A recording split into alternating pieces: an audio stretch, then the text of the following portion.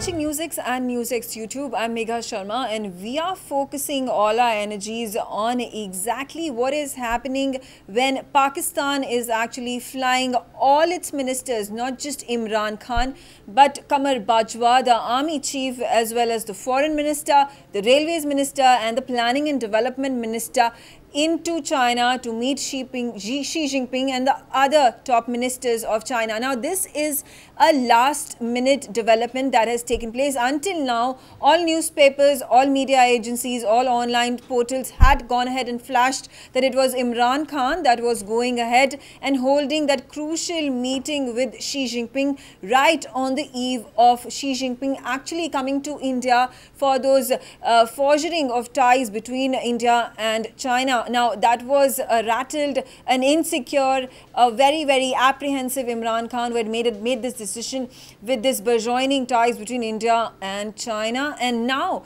news coming in that the top leadership from China, this is what the inference is of this entire change of schedule and the change of ministers and change of leadership that is actually going to take this entire meeting between China and Pakistan forward. It is not Imran Khan, mind you. It is Qamar Bajwa who has finally taken the helm of affairs when it comes to the active day-to-day running of the country of Pakistan.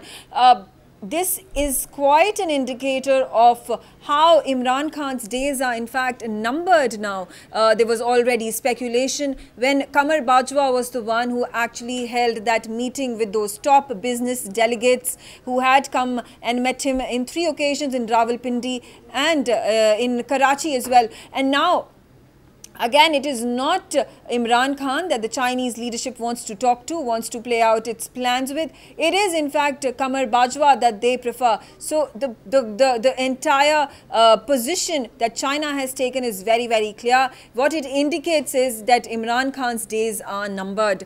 He is, in all likelihood, going to be sacked. There is going to be a soft coup that is going to be undertaken by the Pakistani army, as has been the norm for decades and decades, even before this. And there was also indication for the fact that there was this 111 infantry brigade of Pakistani army that has been brought into movement. There are in fact these number of infantry troops that have not been allowed to take leaves. Their leaves and vacation notices have been cancelled for the primary reason that there is in all likelihood going to be a soft coup against the PTI-led Imran Khan, who is at the helm of affairs, but temporarily. Now, also, let's take a look at what this entire meeting between Pakistan and China indicate.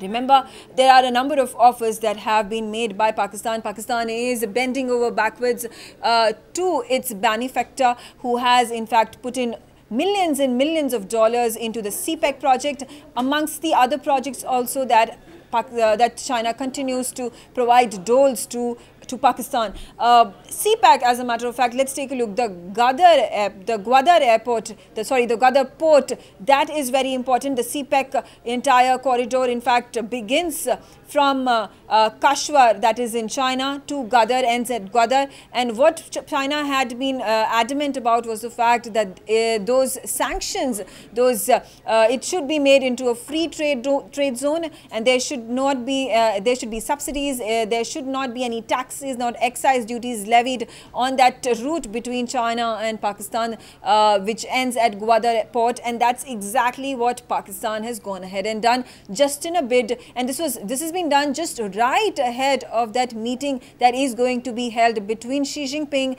and now Bajwa, Imran Khan, Qureshi, and of course there's the railway minister and the planning and development minister who are in tow with the entire Pakistani leadership.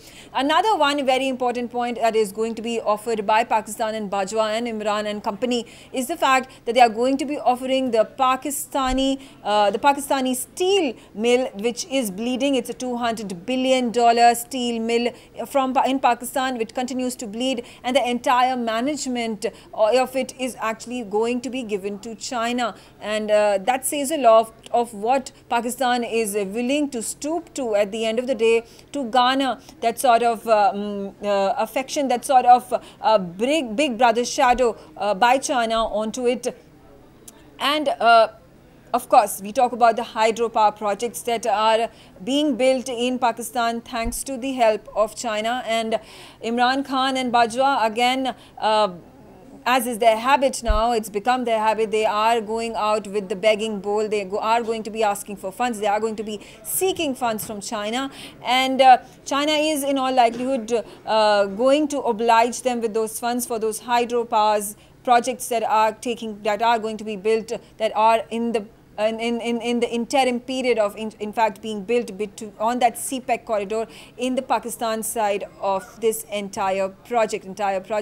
And that's what is the big news. And what's important over here is now, over in this entire and last game change of plan, what has happened is that Imran's position is becoming precarious by the day, as has been seen by the Chinese leadership picking up this tax, telling Pakistan that no, it is not Imran that they want to meet. It is in fact Bajwa. Any sort of discussion, any sort of a deal that they want to hold with Pakistan is going to happen only and only via Qamar Bajwa. So that's the important point. That's the important narration that has gone from China to the Pakistani leadership. Another big point that comes to mind now is, if not Imran, who is going to be the next Prime Minister of Pakistan? The puppet Prime Minister, mind you. This has been the norm of the ISI army, and it looks like the next Bakra that Pakistani ISI and army have zeroed in is Bilawal Bhutto. He is the son of Zardari Bhutto and his mother, of course, Benazir Bhutto. Big figures. Benazir herself was the Prime Minister of the country. She was assassinated back in 2008, and Zardari Bhutto was of course removed from his post, and a number of money laundering charges and corruption charges have been levied against him. A number of cases are running against him in Lahore court and other courts in Pakistan. So that has been the norm, and now Bilawal Bhutto seems to be the likely man who is going to be shouldering the entire burden of Pakistan. And of course, he is going to be the puppet Prime Minister for Pakistan. And remember, he comes from a very similar background what Bilawal came from, what Zardari, his father, came from, or what Benazir Bhutto came from, and even the most recent import of Oxford University, that's Imran Khan that we are talking about. So Bilawal has a very similar background. He comes from a rich legacy, he comes from a rich family, he's come from a very rich, strong political family, political clout, and of course for the fact that he is an Oxford educated moderate. So this has been the stance of Pakistan, the army taking the control, the army being extremely strict when it comes to the Punjab province. It's a stronghold over there, and all the army men coming in from the Punjab province.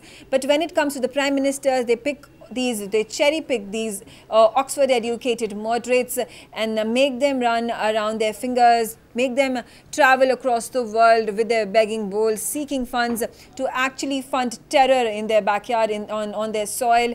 And then when time comes, when these minister, these prime minister, these puppet prime ministers and premiers of the country fail to deliver, as is obvious, because at the end of the day, it is terror that Pakistan continues to breed and continues to propagate, even though it says otherwise. The entire world shuns them, and then it's time for them to be exiled or removed, or even worse, it could be that they are assassinated, as has happened in a number of coups that have taken place by the Pakistani army against its prime ministers. So the big story over there, tonight is the day, tonight is the night when Imran Khan lands in China along with Qamar Bajwa, the army chief of Pakistan, along with Shah Mahmood Qureshi, the foreign minister. There are other ministers in tow.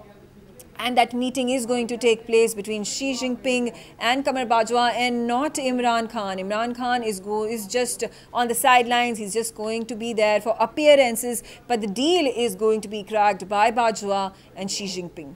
For more such videos, subscribe to the NewsX YouTube channel, hit the bell icon.